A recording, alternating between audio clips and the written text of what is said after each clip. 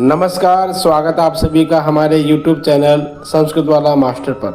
मैं के वशिष्ठ आप सभी संस्कृत अनुरागियों का हार्दिक अभिनंदन करता हूं। दोस्तों, यदि आपने अभी तक हमारे चैनल को सब्सक्राइब नहीं किया है तो प्लीज़ सब्सक्राइब करें, लाइक करें और अपने दोस्तों को शेयर करें। और हाँ, वीडियो देखने के बाद यह वीडियो आपको कैसा लगा कमेंट्स बॉक्स में कमेंट्स करके ज़रूर बताइएगा।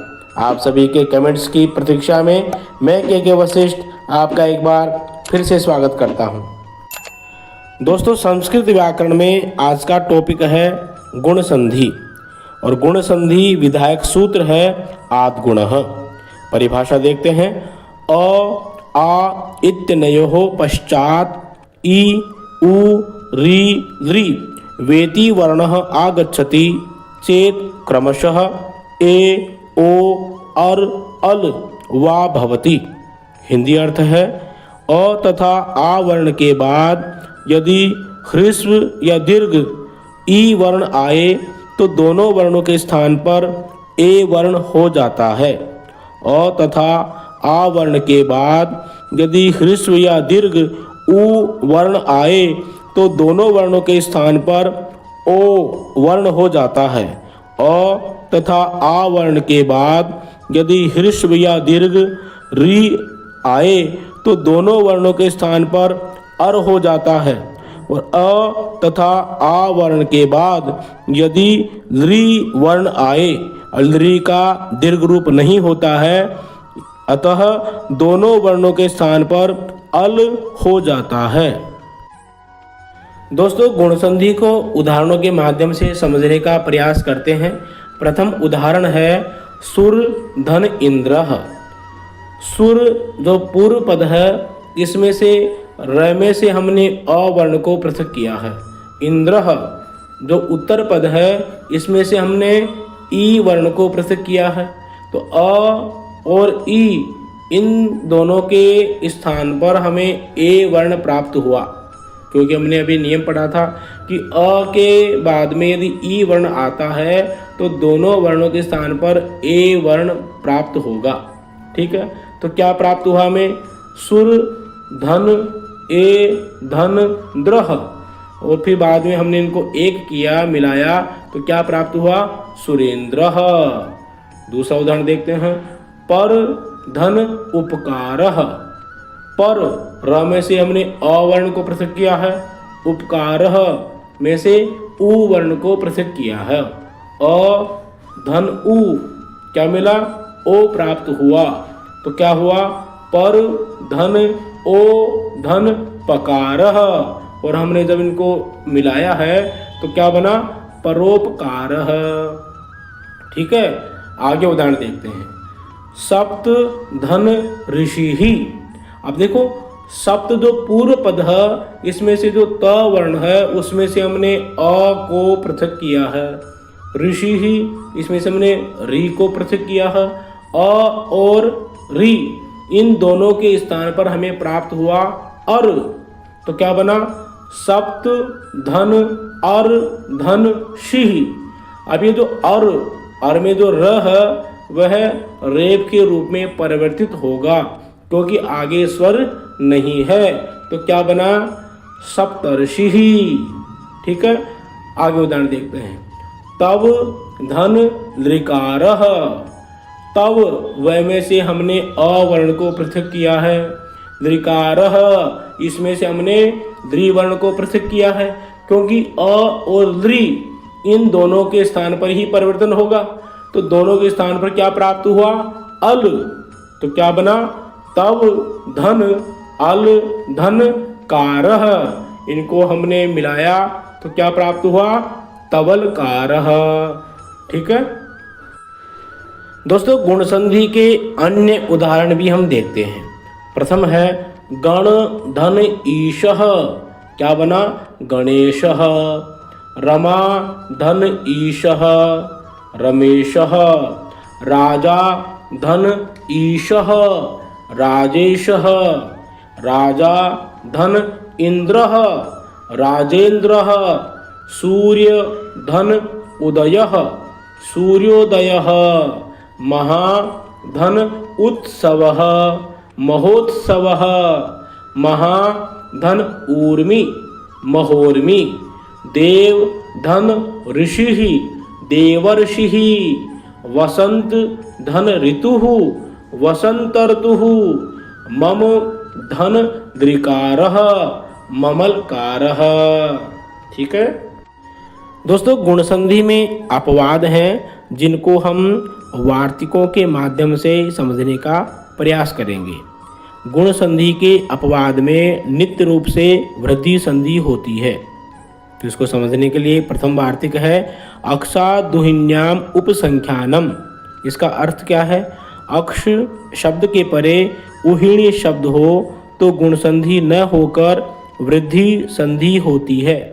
उदाहरण देखते हैं, अक्ष धन उहिणी। अब देखो यहाँ पर अक्ष पूर्व पद है, क्ष में अवर्ण है, उहिणी यहाँ पर उत्तर पद है, यह है, इसमें इसका वर्ण होगा उ। अ धन उ दोनों के स्थान पर गुण क्या होगा?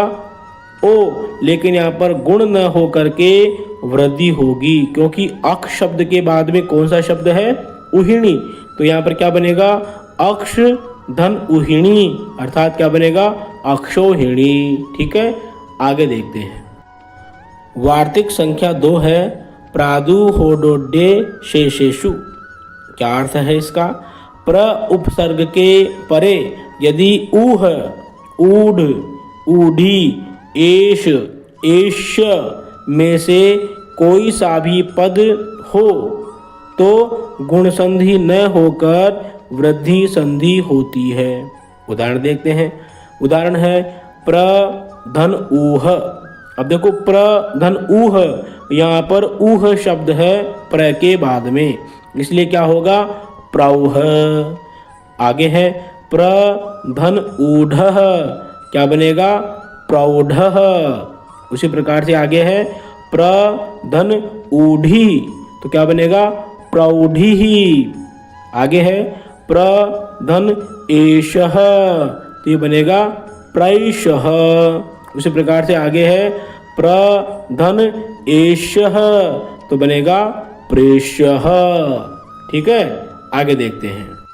वार्तिक संख्या 3 है प्रवत्सतर कंबल वसनान दशाना मृणे। अर्थ है प्रवत्सतर कंबल वसन ऋण दश। क्या शब्द है? प्रवत्सतर कंबल वसन ऋण दश। इन शब्दों के बाद में यदि ऋणम शब्द हो तो गुण संधि न होकर वृद्धि संधि होती है, अर्थात अ धन री, तो यहाँ पर अर नहीं होगा, क्या होगा? आर होता है। ठीक है, देखिए उदाहरण के माध्यम से समझते हैं। प्रथम उदाहरण है प्र धन ऋणम। तो ऋणम में क्या होगा? यहाँ पर प्रह, तो क्या हो जाएगा? री में अ और री, अर नहीं होगा, क्या होगा? आर, तो क्या हो जाएगा? प्रारणम। उसी प्रकार से दूसरा उदाहरण है वत्सतर धन ऋणम, तो क्या हो जाएगा? वत्स्तरारणम। उसी प्रकार से अगला है कंबल धन ऋणम, कंबलारणम। उसी प्रकार से आगे है वसन धन ऋणम, वसनारणम। उसी प्रकार से आगे है ऋण धन ऋणम, ऋणारणम। और आगे है दश धन ऋणम, दशारणम। ठीक है, आगे है वार्तिक संख्या 4 ऋते च तृतीया समासे। क्या है? ऋते च तृतीया समासे। अर्थ क्या है इसका? उत्तर पद में यदि ऋतः शब्द हो और तृतीया तत्पुरुष समास का भाव हो तो गुण संधि न हो करके वृद्धि संधि होती है।